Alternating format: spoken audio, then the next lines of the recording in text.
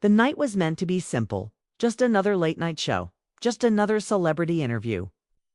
Jimmy Kimmel smiled wide, the lights beamed down, and the crowd clapped as Samuel L. Jackson walked onto the stage, dressed sharp in a charcoal suit and lavender tie. Jackson looked calm on the outside.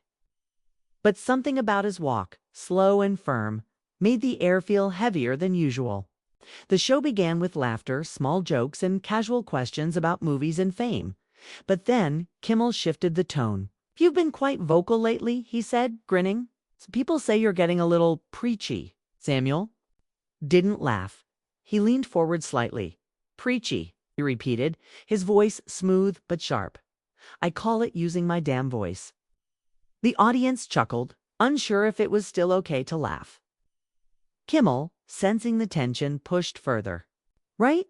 But sometimes people just want to see Nick Fury not hear about racism and politics during award shows." Everything stopped. Even the house band froze.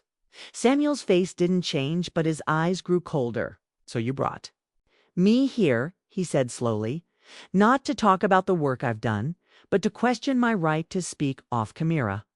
Kimmel chuckled nervously, waving his hand like it was still all part of the script. "Hey man, we're just having fun." But Samuel Jackson stood up. Calm, strong, final. "Nah, you wanted a moment. You just got one." He unhooked his mic, handed it to a shocked stagehand, and walked off. Not a word more. The crowd gasped. Kimmel sat frozen, unsure if it was a joke or if his show had just been cracked open on live TV. Within minutes, the clip was everywhere. YouTube, TikTok, Instagram. It was trending before the credits even rolled. Hashtag Samuel walks out, hashtag Kimmel controversy. Hashtag voice or violence. Some viewers defended Kimmel, calling it a harmless question. Others saw it as a classic example of Black voices being mocked or silenced when they became too real for comfort. Samuel Jackson didn't release a statement. No tweets. No interviews. Nothing. That silence made everything worse. News outlets jumped on the fire. CNN ran the headline, "Hollywood Showdown? Jackson's walkout raises questions about media respect." Al Jazeera's report was sharper. "Silenced voices when Black truth meets white entertainment." Inside a dimly lit edit room at CNN headquarters, Maya Brooks sat watching the clip again and again. She had seen thousands of celebrity interviews. In her time, laughs, tears, walk-offs, even stage drama. But this felt different. It wasn't just about a question gone wrong. It was about something else. Maya froze the clip at the moment Jackson stood. She stared at his eyes, focused, unfazed, almost like he knew exactly what he was doing. Not just reacting, responding. She turned to her assistant. "Pull every recent appearance Jackson's canceled. I want to know where he hasn't gone." The assistant nodded and left. Maya leaned back in her chair, staring at the paused frame. Something was off, not just in the moment, but in the machinery behind it. Who wrote that question? Why didn't Jackson know it was coming? And why did it feel like he walked out of something bigger than just a TV set? Outside, the clip was still playing on every screen in the newsroom. And somewhere far from the lights and laughter of late-night TV, Samuel L. Jackson sat alone, watching the world recant, waiting for the right time to speak again. Samuel L. Jackson's silence became its own kind of noise. Days passed, then a week, then two. No statements. No interviews. No red carpet appearances. His social media stayed untouched. For a man known for his booming presence, the absence was deafening. Every podcast, talk show, and roundtable kept replaying that moment on Jimmy Kimmel's stage, dissecting each word, each glance, each pause. But inside a quiet office at CNN's investigative division, Maya Brooks wasn't just watching the clip anymore. She was following a trail. She had noticed something strange, a pattern. "Here," she told her assistant, sliding a notepad. Across the desk, he canceled appearances on The View, Colbert, and BBC One all in the same 72-hour window, just before the Kimmel interview. The assistant frowned. "You think he was warned?" "I think he knew something was coming, and chose Kimmel's show as the place to stop it." That's when Maya dug deeper. She called an old source at a mid-tier entertainment agency. Off the record, she said, were there any pressure memos circulated before that appearance? The voice on the other end hesitated. "Then all I'll say is, the network was nervous. Too many of his interviews lately have gone off script. Someone wanted to reel him in." Maya's fingers tapped the desk slowly. Later that evening, she received an encrypted email. No name, no message, just one file attachment titled Preint. Script.doc6. Inside, a list of scripted questions. Kimmel was supposed to ask Samuel L. Jackson. Most were about his upcoming movie, a few soft jokes about aging action stars. But one stood out, marked in red, Kimmel's curveball. Ask about political tweets. Suggest he's gone too far. Audience wants Nick Fury, not Malcolm X. Maya sat still. It wasn't ad-libbed. It was planted. Deliberately, she printed the file and stared at the words. Who wrote this? Who wanted this question asked? And more importantly, why? That night, Samuel Jackson finally made a move. He posted a single image on Instagram, a close-up of his hand holding a script page. 1. Red-marked, questions circled. No caption, no hashtags, just the evidence. It matched Maya's file exactly. The internet exploded. Every major news outlet picked it up. Hashtags flipped. Hashtag CURVEBALgate. Hashtag planted question. Hashtag setupSam trended globally. Kimmel's team scrambled for damage control. A brief press release claimed creative liberties were common and that all guests are briefed ahead of time.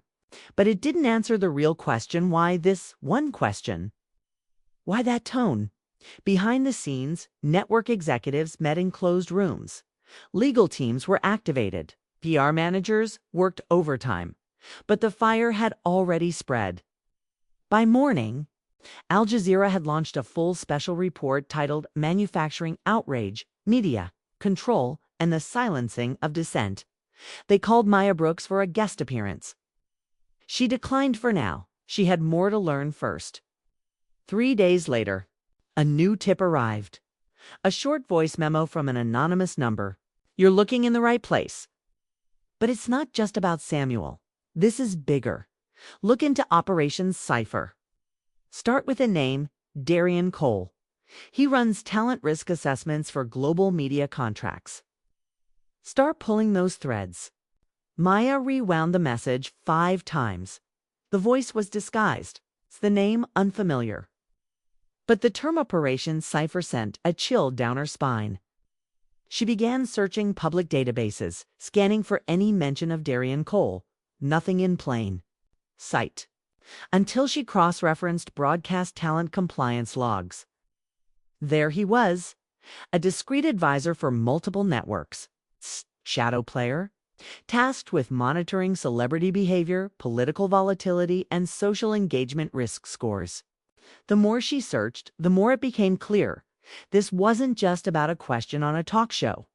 This was about control, about who gets to speak freely and who doesn't. At CNN's next editorial meeting, Maya kept her findings quiet. Not yet. Not until she could connect the final dots. But as she watched the monitors replay Jackson's calm defiance, something became clear. He didn't walk off that night in anger. He walked off knowing exactly what kind of machine he was standing in. And Maya was starting to see it too. A week later, the mood inside CNN's investigative unit was shifting. Quietly, unsettlingly, Maya Brooks, once just another sharp producer with a sharp eye for narrative, was now dealing with something much larger than celebrity walk-offs. She stared at the photograph she had pinned to her corkboard. Samuel Jackson mid-stride leaving the Kimmel stage. A single image had set off a chain reaction she hadn't expected, and someone clearly didn't want her following it. because now people were watching her. 2 days ago, someone had rifled through her desk. Nothing stolen, just disturbed. A mug moved. A sticky note peeled. Her laptop screen slightly tilted. Subtle things, enough to signal presence without. Proof she didn't report it. Not yet. She needed to stay under the radar. But the name from the voice message, Darian Cole, wouldn't let go of her. She found a lead buried inside a declassified corporate oversight report from 2021, filed under third-party behavioral audits. Cole's name appeared twice, connected to a private firm known as Echelon Dynamics. Officially, Echelon was a media analytics firm. They advise production studios, PR agencies, and networks on talent optimization and audience compatibility metrics. But Maya found a leaked document for internal investors that painted a far more sinister picture. One slide stood out: high-risk talent, emotional volatility, political extremity, and narrative deviance must be redirected or neutralized to maintain network integrity. The listed names were chilling. It's not just actors, journalists, athletes, activists, even to sitting senators. At the top of the monitored voices list, Samuel L. Jackson. The next morning, Maya contacted an old friend at Al Jazeera, Lena Harrir, a fiercely principled investigative journalist known for exposing disinformation networks in North Africa. She sent the Echelon leak. Minutes later, Lena called back. "Where did you get this?" Anonymous drop. Lena's voice was calm but edged. "Echelon's not just data. It's partially funded by a NATO-linked think tank. They track psychological influence across media platforms." Maya blinked. "So this isn't about one actor?"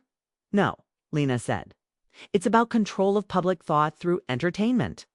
Every joke, every monologue, every curveball question engineered to direct conversation.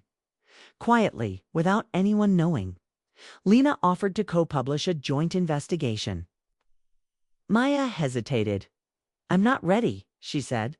"Not until I hear from Samuel himself." And strangely enough, that same night, he called her.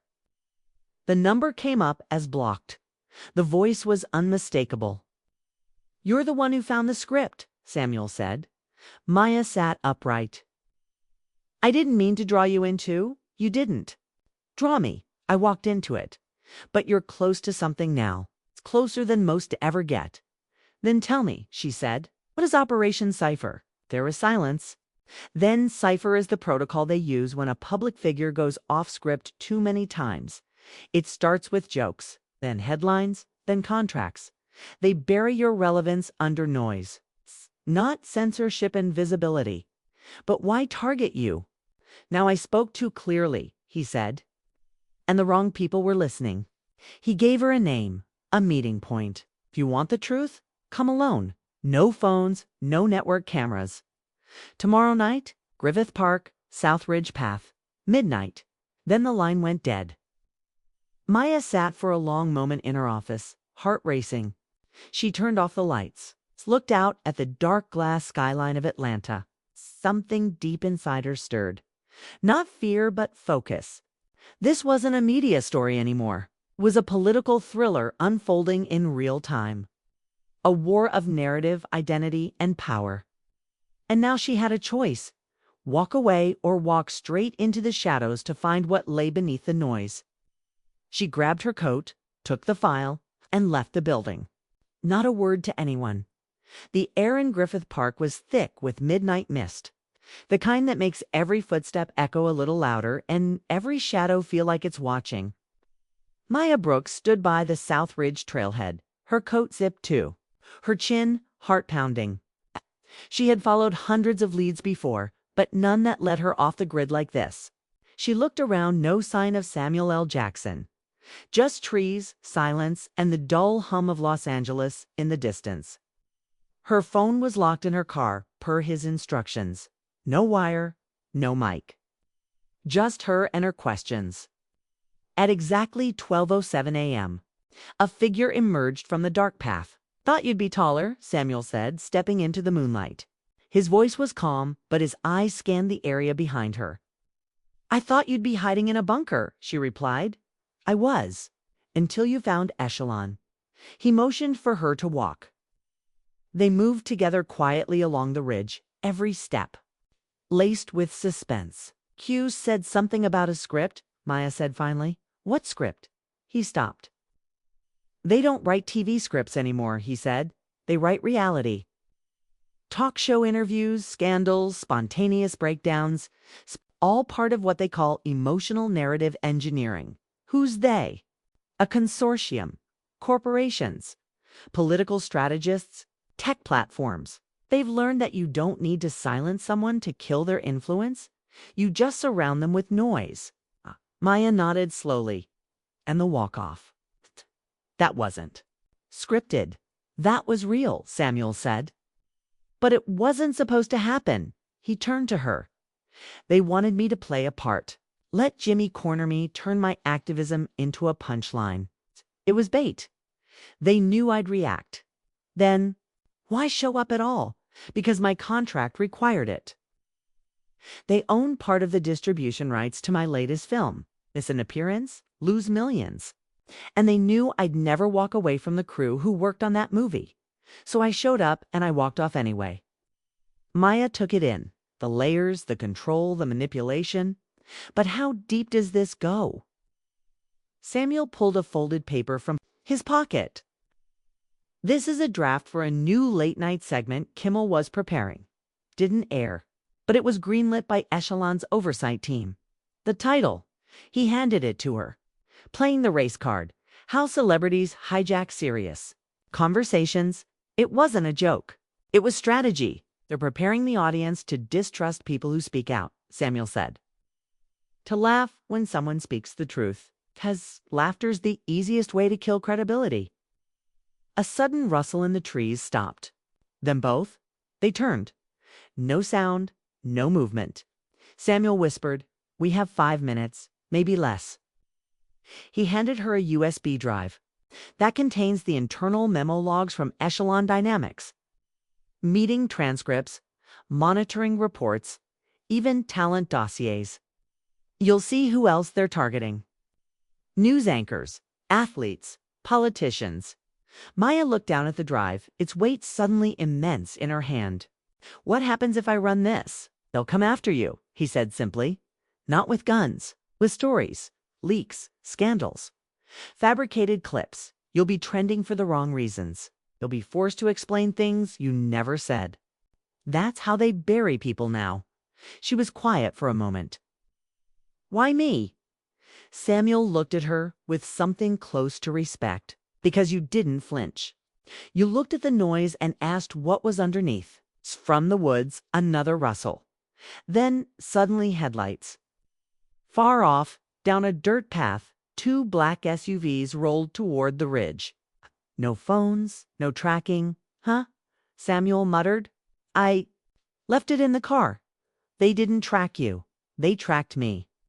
He stepped back. "You run north, I'll go east. Don't look back." Maya hesitated. "What if we both get caught?" Samuel gave her a hard smile. "Then you better pray the story's louder than their silence." And with that, he vanished into the trees. Maya clutched the drive and ran, boots crunching under gravel and breath sharp in her lungs. Behind her, the SUVs came closer, engines like thunder rolling down the mountain. The real story had just begun. And if she wanted to tell it, she had. To survive the next 10 minutes. The hotel room in Silver Lake was dimly lit, the blinds pulled tight, the door locked 3 different ways.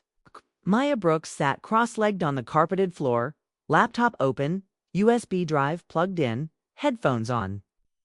Her fingers hovered over the keyboard as lines of code and encrypted files flashed across the screen. She had just unlocked the first folder. It was worse than she imagined.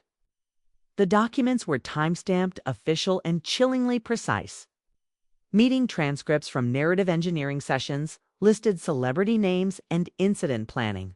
There were emails between late-night producers and private firms labeled Echelon Dia Communications Consultancy that, as far as the public knew, didn't exist. Coordinate pushback with online influencers. Boost misdirection hashtags. Hashtag just AJOKE hashtag triggered Hollywood. Reinforce Samuel L. Jackson's unreliability through podcast circuits. Leverage anonymous sources if necessary. Each email carried the same signature, a Wexler Media Compliance Director. Maya's hands were trembling, but her mind was clear. Samuel had been right. The walk-off wasn't the story. It was the signal. And this was the real message. If public figures resisted their narrative roles, they would be repurposed. A sudden ping jolted her.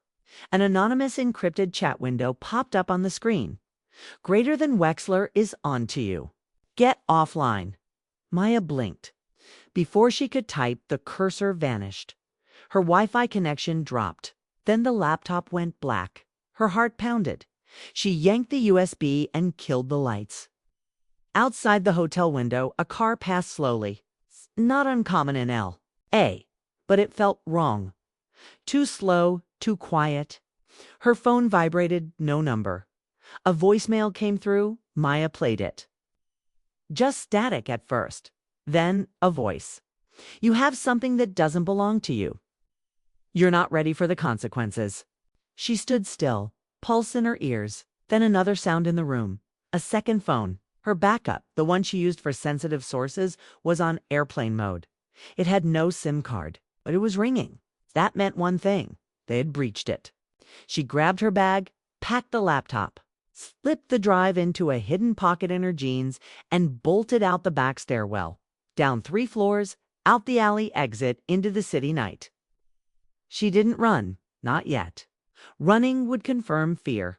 She walked like she belonged, like someone who wasn't holding the most dangerous story in America.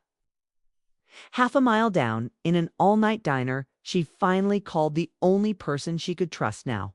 Chris, it's me.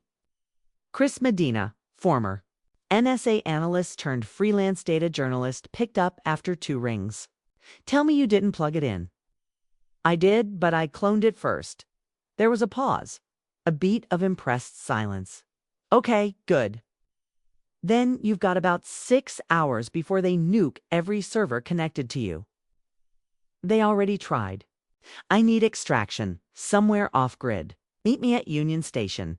4 a.m., you'll be in Nevada by sunrise. She hung up, wiped the burner, dropped it into a passing trash truck just as it rolled by. She had become invisible before. But this wasn't like hiding a source. She was the source now. Back at the studio, Jimmy Kimmel went live again, his face unusually pale, smile a touch too tight. I want to address the incident with Samuel L. Jackson, he said, eyes darting to the prompter. But off-camera producers were in chaos, because across social media something else had started trending. Hashtag scripted silence, and it wasn't coming from Maya. It was spreading organically leaked footage. Out-of-context clips, side-by-side comparisons of celebrity interviews with nearly identical dialogue. The people were starting to question. Someone somewhere was helping her, and Maya realized she wasn't alone in this anymore. But the question now was not who was helping her, it was who was watching all of them. The desert air was thin. The sky a deep blue smudged with gold as Maya stepped off the bus in Ely, Nevada. The station was barely more than a shack with a flickering vending machine and a faded bench. But Chris was waiting, leaning against a beat-up Jeep, sunglasses hiding eyes that had seen too much. Get in, he said without preamble. Maya climbed into the passenger seat, hugging her bag like armor. Chris drove fast, leaving the town behind within minutes. Silence stretched until the road curved into a narrow pass flanked by red rock cliffs. Then he spoke. You know, this doesn't end with an expose, right? Maya glanced at him. Then how does it end? Chris didn't answer. Not yet. They pulled into a safe house hidden behind a cluster of rust-colored boulders. Solar panels gleamed on the roof. Inside, it smelled of dust, coffee, and copper wiring. The walls were lined with monitors and servers humming low like distant thunder. Chris plugged in the cloned drive. Whatever was in that original device, It's big, he said, fingers flying across the keyboard. Wexler's not some Hollywood handler. He's ex-Dodd, black budget division. Worked psychological ops before they got cute and called it narrative shaping. He pulled up a document titled Phase 3, Emotional Realignment Programming. Maya leaned in. What is this? Chris didn't look away from the screen. It's media warfare, but not to fight enemies. It's to manage the audience. Us. He clicked open a folder of internal memos. There were familiar names. News anchors, actors, influencers. Some had been groomed, others manipulated, all used. And at the center of it, a list titled Priority Unscriptables. Top of the list, Samuel Jackson. Below that, Chadwick Boseman crossed out. And under him, Maya Brooks. She stepped back like the screen had burned her. Chris turned. They're not just cleaning up loose ends. They're rewriting the entire script. Personalities, backlash, even the resistance. Outside, a wind kicked up. Dust whispered against the windows. Chris looked over his shoulder. You hear that?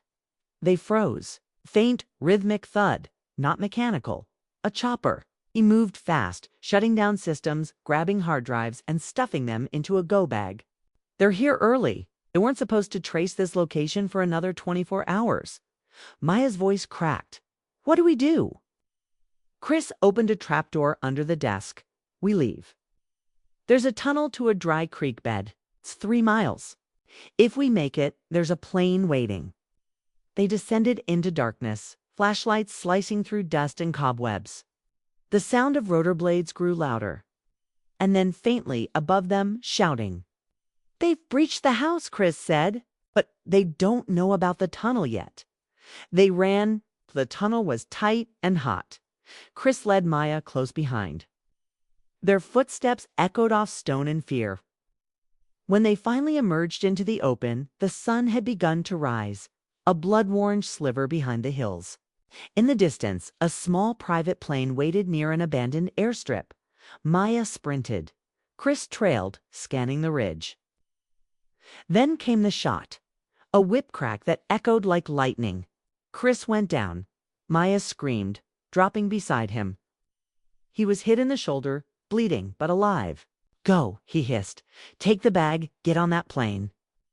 I'm not leaving you, she cried. You have to. This isn't about us anymore. Another shot rang out closer.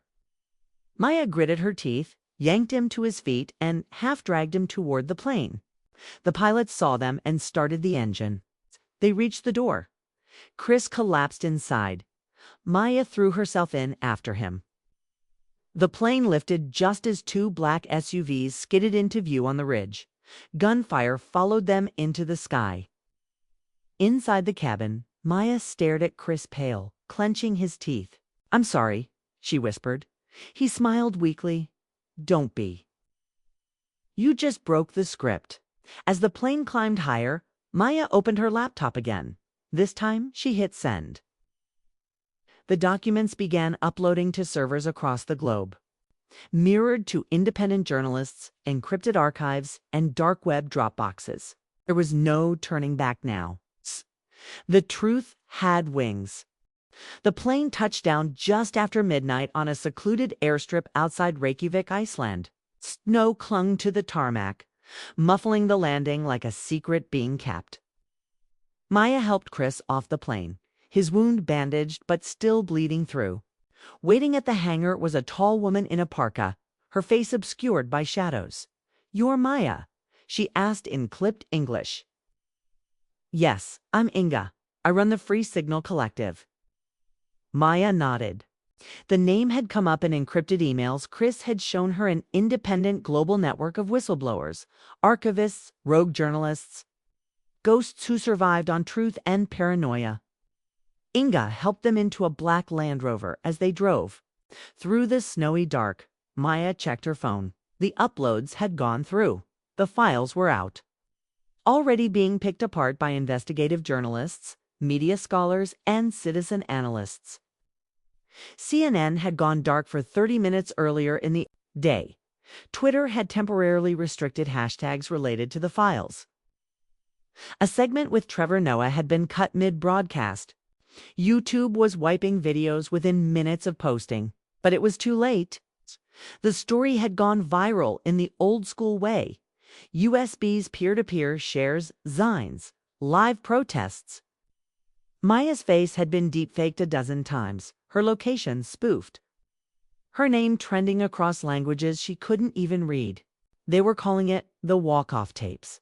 And Samuel L. Jackson, still silent, but now his silence spoke louder than ever. At the safe house in Reykjavik, a fire roared in the stone hearth. Chris slept in a cot, sedated and wrapped in heat packs. Maya sat alone with Inga, hunched over a laptop. "You've done something irreversible," Inga said. "I didn't do it alone."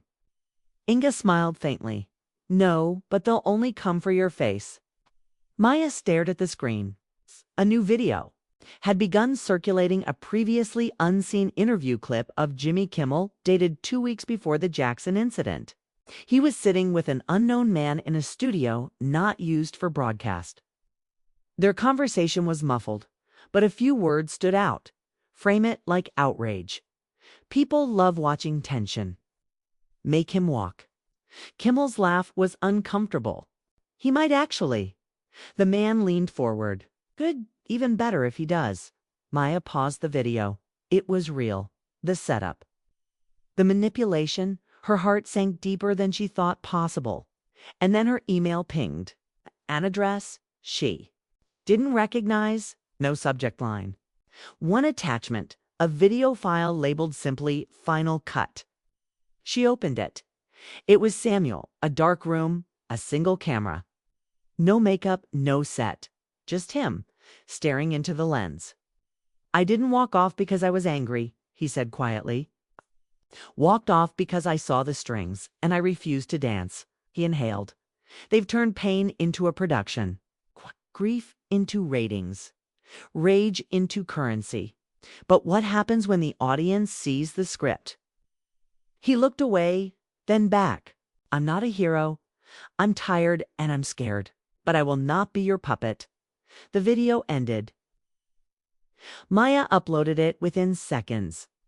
Within the hour, it had been mirrored 600,000 times. By dawn, protests began outside major news networks in London, Paris, and New York.